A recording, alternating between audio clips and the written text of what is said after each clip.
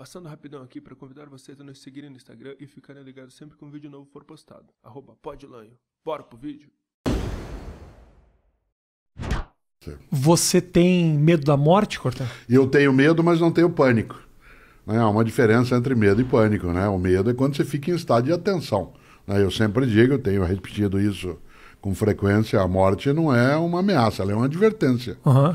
Ela diz, você mortal sendo, cuide-se para não desperdiçar aquilo que você tem, porque cessa. Sim, sim. E nesse sentido, o medo, sim, o medo é algo que é absolutamente importante, que se tenha de qualquer coisa. Eu tenho medo de cair, eu tenho medo, né, de perder a saúde. Medo de cair mesmo? Claro, eu operei o joelho direito, coloquei prótese, e portanto eu preciso, entre a última vez que conversamos e agora, eu estava um dia na Praia do Forte, Salvador, após uma palestra, estava com Cláudia, com quem eu sou casado, e ao final da palestra, para desestressar, a gente, como fazia vez ou outra, foi correr. Uhum. E eu fui correr na areia e não notei que tinha um banco de areia.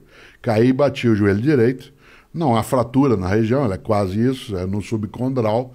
Fiquei quase um ano de cadeira de rodas, trabalhando, viajando, fazendo o que tem que fazer. E hoje eu tenho que me cuidar, né? Isso significa que o medo é um estado de proteção. Uma pessoa que diz que não tem medo, né, ela está absolutamente desprotegida. Como eu digo sempre, o grande pecado de Aquiles foi achar que não tinha o calcanhar dele, né? E, portanto, ele pereceu exatamente nesse polo. Por isso a morte ela não me assusta, não. O joelho, mas o joelho tá...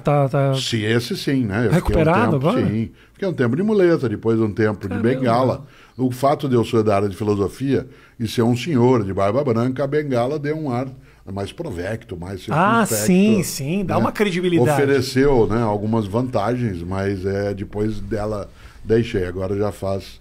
O período pandêmico, ele favoreceu muito minha recuperação, porque como eu parei de viajar quase todos os dias de avião, parei de estar em deslocamento contínuo, isso favoreceu. Agora, não é comparável, né, o medo de cair com o medo de se afogar, com o medo, né, de não ter êxito, com o medo, né, de não ser correto, mas tudo isso sim. Por isso, quando você diz, tem medo da morte, eu digo, claro, né, seria estranho. Aí eu teria que ser alienado se eu não tivesse esse tipo de medo. Mas pânico não tenho, né, porque o pânico é aquilo que te coloca em estado de imobilidade. Né? Nesse sentido, sim, o medo está aí, eu não gostaria. Eu prefiro a clássica ideia do Woody Allen, eu não tenho medo de morrer, eu só não quero estar lá quando isso acontecer. Eu tenho medo, eu fico, a fantasia que mais me apavora não é a minha morte, é, por exemplo, meu filho. Então, mas isso é típico da paternidade. Você fica de noite pensando, ele vai atravessar a rua, você fica numa piração. Até eu ser pai, eu fui pai a primeira vez com 22 para 23 anos. Depois a segunda com 24 para 25 e a terceira com 31. Até o primeiro momento de paternidade, eu tinha um pouco de temor da minha morte individual, exclusiva. No momento em que eu tenho sobre outra pessoa a tarefa do cuidado, a responsabilidade. E essa tarefa do cuidado, ela é movida a um afeto imenso, porque é entendido como não outro de mim, mas uma forma desdobrada de uma possibilidade minha. Continuação, uma continuação. Evidentemente que eu não conheço ninguém em sã consciência que após ter sido mãe ou pai, ou ter de cuidar de alguém, mesmo que não seja de geração biológica, não tenha entrado em estado de tensão, né, com essa situação. A frase, eu prefiro morrer no teu lugar, eu dou a minha vida, ela não é uma frase vazia. Ela tem um sentido expressivo. Agora, uma das coisas que nós temos de fazer é, Rafinha, formar as crianças para que elas lidem com a perda.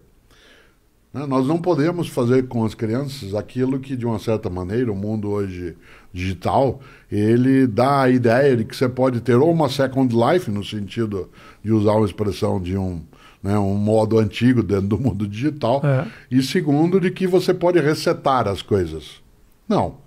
A mortalidade, ela é um fato, como diz a antiga frase, não é que a gente tem a vida curta, a morte é que é muito longa, a gente fica morto muito tempo.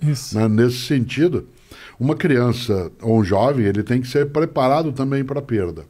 Um dos equívocos dos tempos mais recentes é que em nome de poupar uma criança dela passar por algum tipo de desconforto psicológico, ela acaba sendo iludida em relação à vida. Então, de repente, autoestima é diferente de autoengano.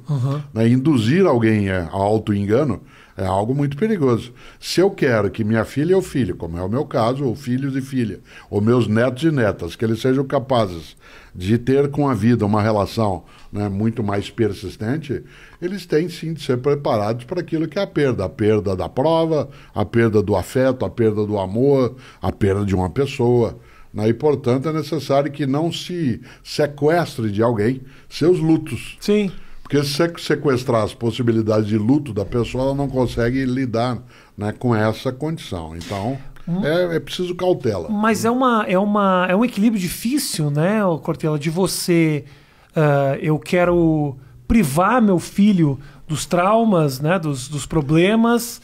Mas, ao mesmo tempo, eu não quero que ele ache que esses problemas e esses traumas e essas perdas não existam. Então, prepará-lo bem é a melhor maneira de poupá-lo do trauma que é evitável.